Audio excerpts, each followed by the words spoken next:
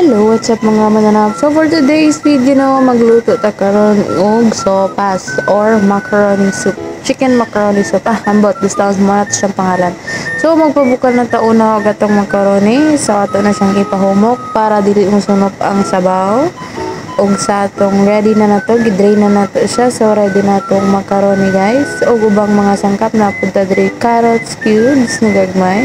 Ug of course butangan po nato og mushroom, butangan po nato og manok para og napunta diri corn para lami tamis-tamis gamay. Natay corn no. Ug napunta diri shredded cabbage, nagiwa-hiwa na siya. So ready na ang atuang mga ingredients.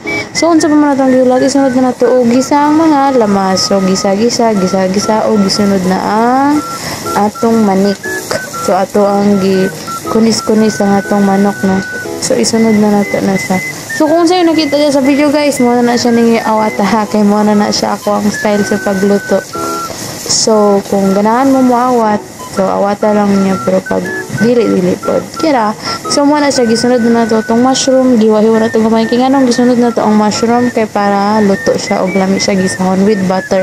So akong gibutangan ni guys dili oil, butter akong gibutangan na gamay. So mo na gibutangan na nato siya tubig, duha lang ka cup para mabukal og mahumok ang mga gulay-gulay. So isunod-sunod na dining na siya bisag unsa diha, isagol-sagol na siya diha para mahumok na siya. So mo lang to no. Og so ayaw kalimot ba ha pag like ug comment di sa ubos. So mo lang to guys na kung ganahan sa atong video. Og mo na siya no, pagbukal na timplahin na siya asin, paminta og of course ang gatas, ang atong evaporated milk para magdala og lasa.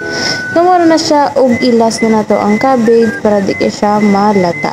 So ready to serve na dayon na siya, ipabukal lang na siya within 5 minutes og ready to serve na ang ato ang sopas.